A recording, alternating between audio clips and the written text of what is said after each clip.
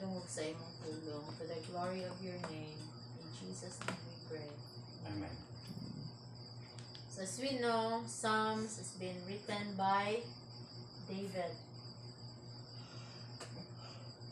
So it's the Psalm of David. Psalms chapter 11 composed of 7 verses. One of the short chapter sa Psalms. Dili po sa Psalms ang makita ng pinaka-longest nga chapter, ang Psalm 119. But this one, bisan hubo ra siya, it composed of 7 verses. And number 7, kung imong tun-an sa Bible, it speaks of completeness. So God created the world in 6 days, and the 7th day is already complete. So magisgot pud ka og when Jesus died on the cross of Calvary, there were 7 sayings before he died. And the 7 sayings says, it is accomplished. So if Satan has the number which ang Revelation nagtawag og 666, ang Bible klaro kaayo nga ang favorite number pud sa Ginoo is 7. In fact, ingon siya kung nakay kaaway, pasayloon mo siya 70 times 7. So ingon ana, so and we know 7 is more than 6. But ipasabot, mas gamhanan gud ang Ginoo kaysa ni Satanas. Now the Psalm of David, Psalms chapter 11, magtundo siya kanato. Ingon siya na sa verse 1, in the Lord put I my trust. How say ye to my soul, flee as a bird to your mountain. There is ako New King James Version, ingon siya, in the Lord, pareho raman di ay. So, pwede ba Bisaya doon? We will go to Binisaya kay Cebuano. Kaya ang Ginoo midangop ako. Unsaon ninyo pag-ingon sa akong kalag? Kung malagyo ka ngadto sa bukid, ingon sa usa ka langgam. So, si David naka-experience siya og sobra pa sa COVID nga experiences sa iyang kinabuhi. In fact, there was a time in his life nga gipahunt siya ni King Saul o sige siya tago-tago dito sa kamingawan. So kana ba ang feeling nga kanang suicidal na ba kay ikaw sa dito sa wilderness o kay pagkaon labaw pa sa lockdown, may paning lockdown kay ang gobyerno ang hatag pa man og goods. Pero si David, he was alone in the wilderness. Kung na siya kauban, only the presence of the Almighty God. And he discovered nga ang Ginoo mas maayo pa nga naa kay Ginoo kaysa naa kay tanan nga imong gikinahanglan nganuman, because ang Ginoo mao man ang tinubdan sa tanan. So ingon siya diri ang verse 1, murag nagdisgot siya nga pareho sa kuno sa usa ka langgam nga mokalagyo ngadto sa kabukiran. So kana bang feeling nga hadlok, no? Ang fear nga ginatawag. In fact, sa Book of Revelation, ingon dira sa mga beginning chapters nga during the Great Tribulation, even the kings, the generals, the princess of this world, ang pinaka mga gamhanan, mukalagyo sila dito sa bukid o mo prefer sila ato sila mopuyo sa mga caves. And they will say to the mountains, fall on us. Taklubi kami tungod sa ilang kahadlok. Marabag, bahala na lang mamatay. But the fact is, during sa Great Tribulation, ang kamatayon, kung dili itugot sa Ginoo, kung di gid ka motuo sa Ginoo during that time, kung padayon gihapon ka nga dili magpakabana sa Ginoo, ang mga tao during that time dili sila maka-experience of kamatayon. Padayon lang sila antos. Verse 2, for lo, the wicked bend their bow and make ready for their arrow, upon the string, that may privately shoot at the upright in heart. So, klaro kaayo, mga igsoon nga, ang atong kaaway, walay lain si Satanas. In fact, sa Revelation chapters 8 or 9, i-describe diha si Satan nga nagsakay siyang horse o naa siya'y pana. Na siya ka ng Pana. inana ba? It symbolizes nga naman, mamiktima man siya mga tao nga iyang sakitan. Pero nga siya din sa verse to follow the wicked bend their bow, they make ready for their arrow upon the string, that they may privately shoot at the upright in heart. So, God versus evil. So, of course, kabalo man tanong, Jesus Christ on the cross of Calvary already triumphed over Satan. Pero kay iya pa mang panahon karon, wala pa man moabot ang paghukom sa Ginoo, wala pa man siya sa iyang second coming, gitugutan pa siya nga mupana sa mga kasing-kasing sa mga upright in heart. Kanang upright in heart gina, they refer to the people nga nituo gidawat ni Ginoong Hesus. Because ang righteousness nga gisgutan diri sa Psalm chapter 11, dili ni siya sa atong pagkabuutan or maayo nga mga binuhatan, kundi it's imputed righteousness. But ipasabot, kung ikaw igsoon nito gidawat ni Kristo, ang katong gibuhat niya dito sa cross para sa imuha, when the Father looks at your heart, dili ang imong hugaw nga kasing-kasing ang iyang makitaan, kundili ang dugo ni Ginoong Hesus nga maoy ni hugas na nimong hinlo sa imong kasing-kasing. That is what we call imputed righteousness. In other words, dili atong pagkamatarong, kundili ang pagkamatarong ni Ginoong Hesus na iyang gihatag sa mga tao nga nituo o nidawat kaniya. Pangutana, nituo na ba ka o nidawat ni Ginoong Hesus? Yes. So if amen ka ana, so ikaw na dira ang upright in heart because of the Lord Jesus. Amen. So, klaro kaayo nga ang mga upright in heart mo ay kinsa target ni Satan. Mo na maigsuon nga isag naka-lockdown ta, padayon gitag ampo. This is God's will nga every night we will have walang putel laing buhaton. Pagbasa to sa Bible, malandong sa iyang pulong, gingon man din na sa Psalms nga day and night. A person who meditates God's word day and night, he shall be like a tree planted by the rivers of waters. No, nga dili malaya ang iyang dahon. And whatever he does prospers. Mao gingon sa Psalms 1. Kay nga naman, kung dili na nato buhaton, tanawa ang verse 2. Si Satanas garedi siya og arrow, iyang ginatarget ang mga tao nga mga anak sa Ginoo. Verse 3, if the foundations destroyed, what can the righteous do? So, nagisgot ta og foundations. Wala lain nato nga si Jesus Christ, gisgutan siya sa Bible nga the living stone. So, but pasabot he is our strong foundation. O kana nga strong foundation, we will be rooted in the, according to Apostle Paul, diha sa pulong sa Ginoo. Maligon siya diha, pinaagi sa iyang mga pulong. Kung si Kristo ang atong pundasyon sa pagtuo. Na din ha. So, malagi na nga kung ang tao, ganahan siya nga iyang foundations ligon, he should believe and give his life to the Lord Jesus. Siya ra gyud ang makahimo ni ligon because he is the living stone. Siya ang batong bantilis, a rock of ages. Ang kanta, no?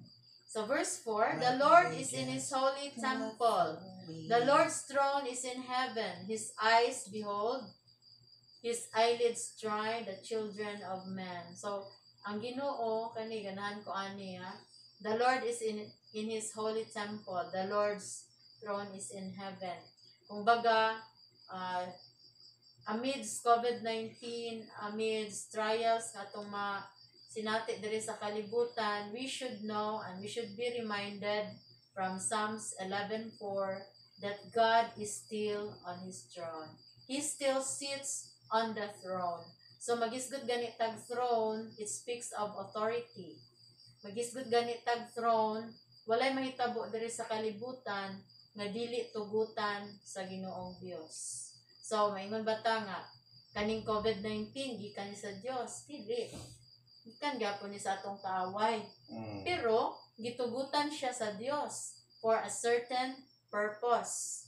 Okay, sa atong nakit-an karon, klaro man kaayo nga ang one of the purposes sa Ginoo nga nag-allow niya ang COVID-19 because He wants spiritual revival not only sa tagsa-tagsa nato kundi sa tibuok gyud kalibutan. God is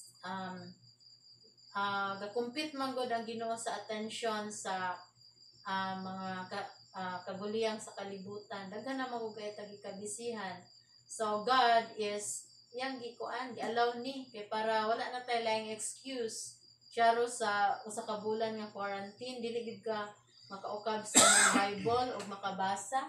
Amen. Grabe no. So kung di pa gid na nimo mahimo igsuonan, dili na gyud nimo ma-blame si God kung maabot ang panahon sa pagsilot, which is giingon sa the book of Revelation, that when God comes, ang iyang first coming, katong natawo pa siya sa Bethlehem, salvation pa to. Kaya He came to earth to die on the cross for our sins. But the second coming of the Lord, there are two phases. Katong gisgutan ni Pastor ganiha, first part is rapture. Rapture speaks of getting, saving His people. Tanan nga nagtuo ni dawat niya, kuhaon niya, marag safety niya. And then, He will come the second time. That's the second coming. Ang rapture is secret na siya, ang may baluran ni Ana. Ang tanan lang ang mga anak sa Ginoo. The trumpet will sound, and then in a twinkling of an eye, ang tanan nga mga nangamatay diha kay Kristo banhawon, then ang kita kung buhi pa ta ni anang panahon na itugot sa Ginoo, this is our desire, we will be caught up together in the air dito, mag-abot ta dito sa Ginoo. Clouds. In the clouds. So we will be ingon sa John 14 nga giwali ni Pastor ganiha, when I promise ni God, I go and prepare a place for you, then I will come again. Kuhaon ko kamo, kung asa ko, adto usab kamo. That's the word of God, and ang pulong sa Ginoo dili gyud na siya makatutsuon. So when siya, the Lord is still on His throne. He is still in heaven. Ang iyang mga mata, ang iyang eyelids, in other chapters of Psalm, it says, God never sleeps nor slumber. Ang Ginoo, dili na siya matulog, dili na siya dukaon. He always looks down the earth. He always watch over His children. So, inaana ta ka precious atubangan sa Ginoo kung ikaw nito gidawat ni Kristo nga imong maluluwas. You are like an apple in His eye. Binabantayan ka sa Ginoo adlaw o gabi. Amen. Amen. Verse 5, the Lord trieth the righteous, but the wicked and him that loveth violence His soul hates. Now this is the contrast between love and hate. So ang Ginoo nahigugma sa iyang mga kaanakan, pero niingon ang verse 5, suwayan pod niya. No? Trials. Suwayan. Well, COVID-19 could be a trial on our part. Kung padayon ba gyud ta sa pag-alagad sa Ginoo in spite of these things, or ingon ba ta basol batas Ginoo ngano man ni Lord ana, or do we have the right nga moreklamo sa Ginoo nga iyang gialaw ang mga sama niini? Well, ingon si Jeremiah, who are we? He is the potter and we are the clay. Kinsa may power sa clay nga maingon sa iyang potter, nganong ginaani man ko nimo paghimo. Well, God is our potter and we are the clay.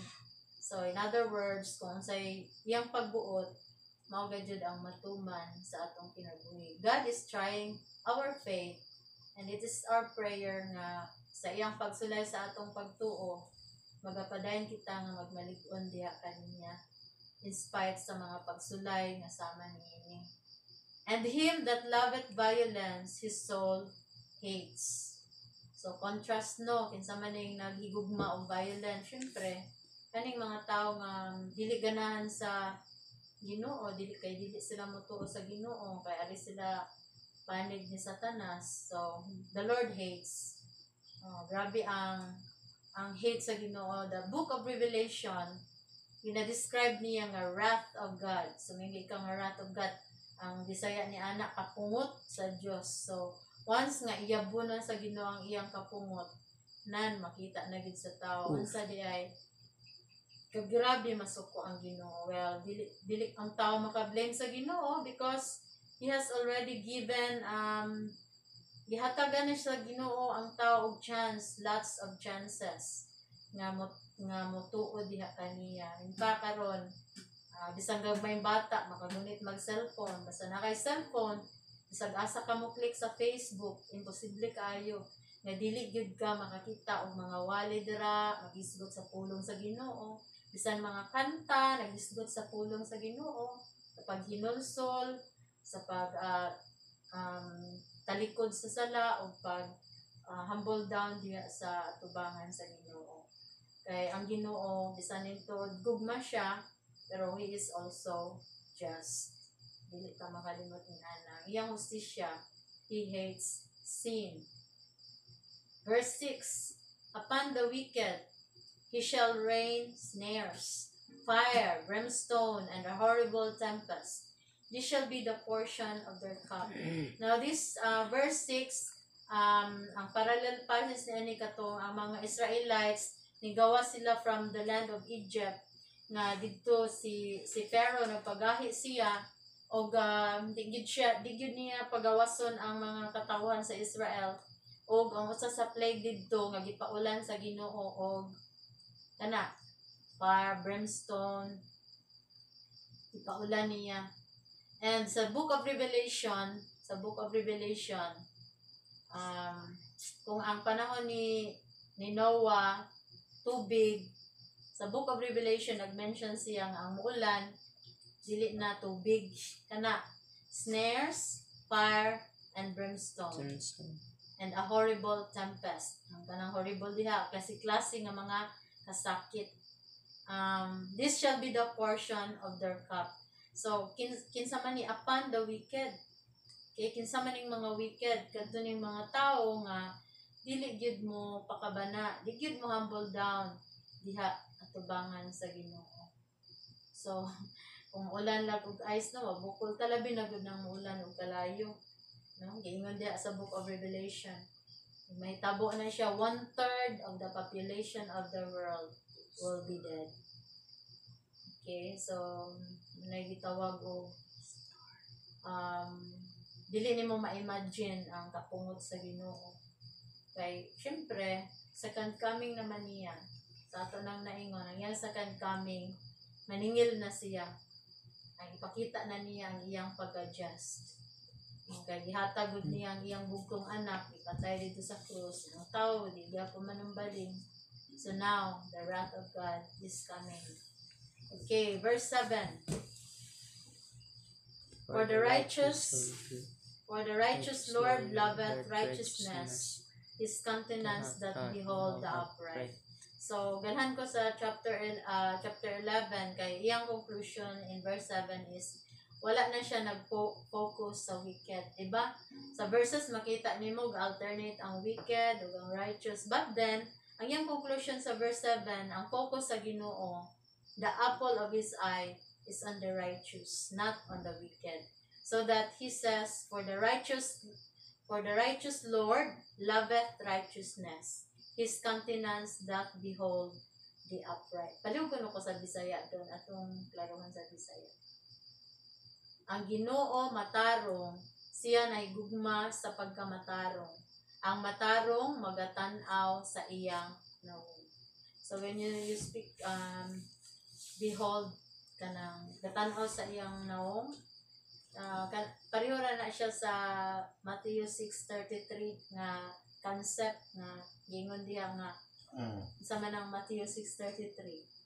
Seek first. Seek first the The kingdom of God and His righteousness. So kanang maingka din ha, magatan-aw sa iyang nawong. It speaks of seeking God and His righteousness. Kana bang maningkamot ang tao nga mailhan gyud ang Ginoo personal. Seek Him first. Seeking Him first.